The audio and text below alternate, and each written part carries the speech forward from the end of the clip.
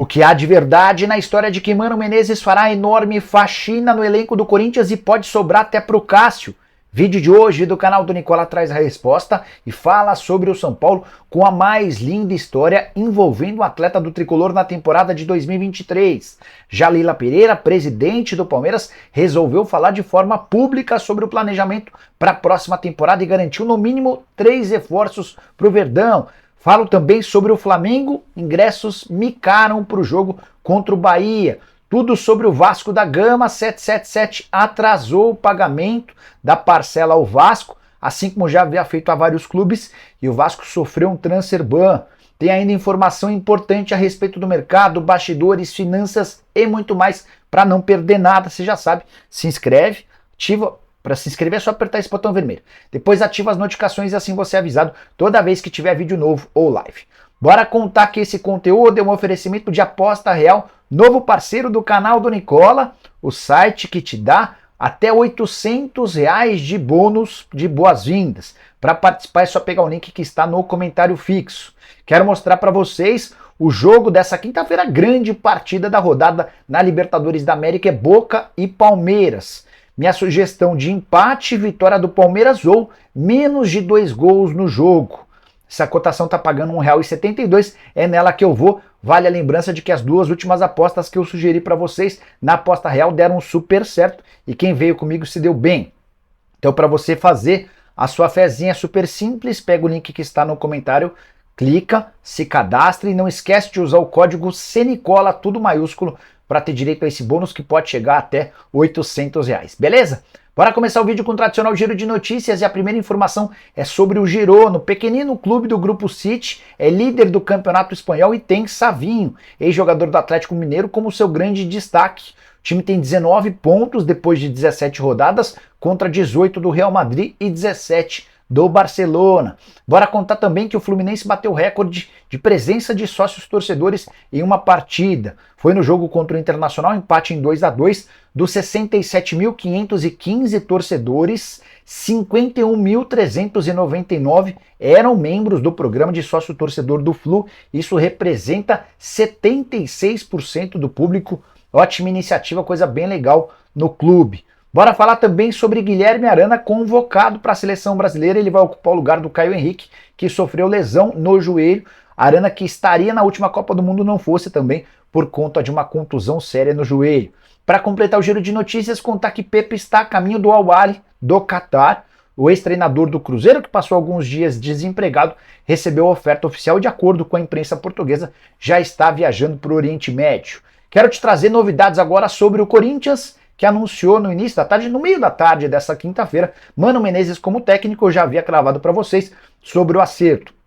A grande novidade em relação a esse acordo diz respeito ao tempo de contrato. Mano Menezes terá vínculo até 2025. A curiosidade é que no fim dessa temporada a gente tem eleição, ou seja, o próximo presidente pode herdar um técnico com o qual ele talvez não concorde. Importante contar para vocês que surgiu ao longo da quinta-feira a notícia de que o Mano Menezes promoverá uma limpa no elenco para a próxima temporada. Cássio, Fagner, Gil, Fábio Santos, Renato Augusto, entre outros atletas, seriam desligados do Corinthians para a próxima temporada. O Mano tem essa característica de fazer verdadeiras limpas. Ele não fica refém do elenco, se precisar mexer, ele mexe mesmo. E chamou demais a atenção do torcedor corintiano, especialmente em relação ao nome do Cássio. O que eu fiz? Procurei uma pessoa próxima ao Mano Menezes para saber quais os planos do Mano. E eu vi algo completamente contrário. A frase foi a seguinte: não há nenhuma intenção de fazer faxina. Ninguém do Corinthians o contratou para isso. O objetivo é melhorar a classificação do time no Brasileiro e brigar pelo título da Sul-Americana. Aí essa pessoa disse mais. Disse que o Mano sentiu um grupo extremamente afim de melhorar, de evoluir. O Mano também sentiu uma enorme evolução, uma enorme melhora no centro de treinamento, muito mais moderno do que da sua última passagem, com menos gente no dia a dia. Isso é bom, porque é sinal de que tem menos pessoas para atrapalharem, para incomodarem, para darem pitaco. Ele fala, essa pessoa se refere a menos pessoas, menos convidados, não menos funcionários, tá? E que o Mano tá super animado com aquilo que ele viveu nas primeiras horas desse novo contato. O treinador gaúcho quer o plano B. O primeiro alvo, você sabe, foi o Tite. O ex-treinador da seleção brasileira disse para o Corinthians que já tem um acordo fechado com o Flamengo, por isso ele não poderia aceitar.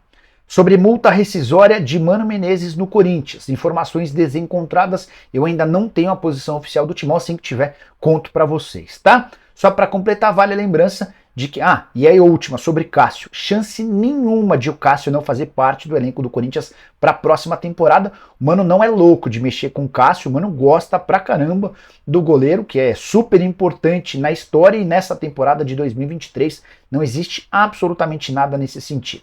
Só para fechar, 7º técnico da era do Willian Monteiro Alves: Mancini, Silvinho, Vitor Pereira, Fernando Lázaro, Cuca, Luxemburgo, o Danilo de forma interina. Se a gente não considerar o Danilo, a verdade é que o novo treinador chega para ser a 7ª alternativa. Mano Menezes já iniciou seu trabalho, estreia no próximo sábado contra o São Paulo. Na terça-feira tem jogo contra o Fortaleza, partida de volta. Quero falar agora sobre o Vasco e a 777. Notícia não é boa.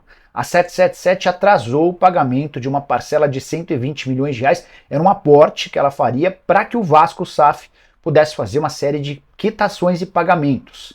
Previsão final para esse aporte era de 23 de setembro.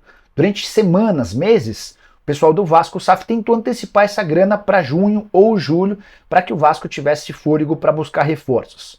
A 777 não colocou os 120 milhões em junho, não colocou em julho, não colocou em agosto e ainda atrasou. Até agora, 28 de setembro, e nada da quitação. O novo prazo é de 5 de outubro. Vale a lembrança de que está previsto no contrato entre Vasco SAF e 777 que, se o prazo de 30 dias não for cumprido a partir de 23 de setembro, a 777 pode perder o que tem até aqui dos 19% das ações do Vasco SAF. Aí você deve estar perguntando, mas Nicola, a 777 não comprou 70% das ações? Sim, só que até agora ela tem apenas 19% referente aos 190 milhões de reais que ela já colocou. Foram 70 milhões de reais de empréstimo e mais 120 milhões de reais de aporte da temporada passada. Tem 120 milhões desse ano, 270 milhões de reais na próxima temporada e mais 120 milhões em 2025. E se você acha que os problemas acabaram por aí, está enganado. Foi anunciado nas últimas horas que a FIFA puniu o Vasco com o transfer ban, proibição para inscrição de novos atletas.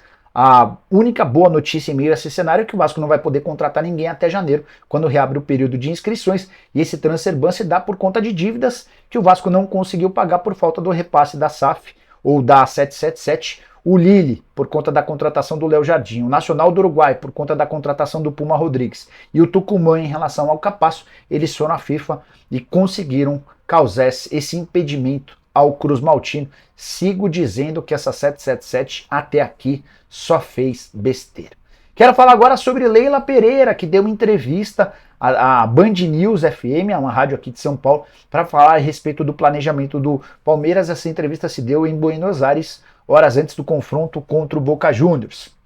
Leila disse o seguinte, abre aspas: não contratamos porque há dificuldade de trazer atletas da Europa. Tem a questão da segurança, a crítica insana de parte da torcida, então os atletas não querem esse tipo de atrito. Aí ela mesma perguntou, mas então e os outros jogadores que vieram da Europa contratados por clubes brasileiros? E aí ela completa, esses atletas que foram para outros clubes não interessavam ao Palmeiras. O repórter perguntou, e o planejamento do Palmeiras para 2024, o que vocês estão pensando? Essa é a parte mais importante da entrevista.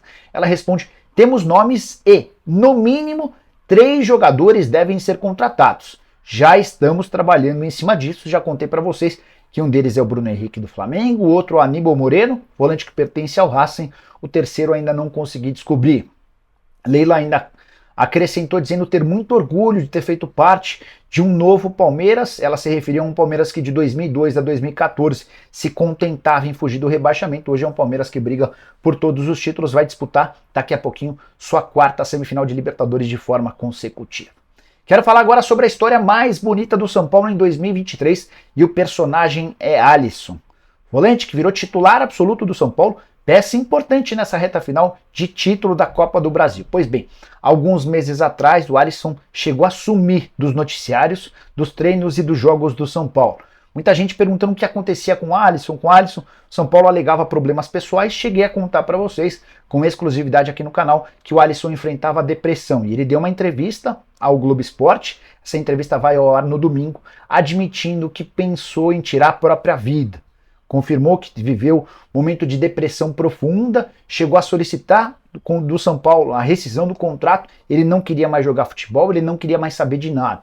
São Paulo resistiu aos pedidos, sugeriu ao Alisson que ele iniciasse um tratamento com a ajuda de psicólogo e psiquiatra e montou-se uma mobilização imensa entre atletas do São Paulo, todos comovidos com a situação, para fazer com que o Alisson vivesse dias melhores. E os atletas, inclusive, criaram um rodízio entre eles para que pudessem ter sempre gente próxima do Alisson, para que pudessem conversar, para que pudessem passar energia positiva, para que o jogador pudesse superar essa situação. E hoje dá para dizer que o Alisson está recuperado, curado dessa depressão, doença extremamente perigosa e que afeta cada vez mais pessoas. Alisson, que foi titular na conquista da Copa do Brasil, já soma 42 jogos, 1 gol e 4 assistências, tem contrato com o Tricolor até dezembro de 2024. Muito bacana trazer essa notícia para o torcedor do São Paulo e especialmente para o Alisson, para sua família. Quero fechar o vídeo para falar sobre o São Paulo com uma última informação. Arboleda vai desfalcar o Tricolor por pelo menos um mês. Diagnosticou-se um estiramento na coxa. Essa lesão se deu no início da partida contra o Flamengo. Alguns minutos em campo ele se machucou. O Arboleda já vinha sofrendo com indícios dessa contusão e agora vai ficar fora por pelo menos um mês. Bora fechar o vídeo para falar sobre o Flamengo, que enfrenta no sábado o Bahia, tentando recuperação depois de perder a Copa do Brasil. Era a última chance rubro-negra de buscar o título na temporada. O Flamengo vai terminar o ano tendo disputado 7 competições e sem nenhum título. E essa ressaca parece ter, enfim, afetado o torcedor rubro-negro.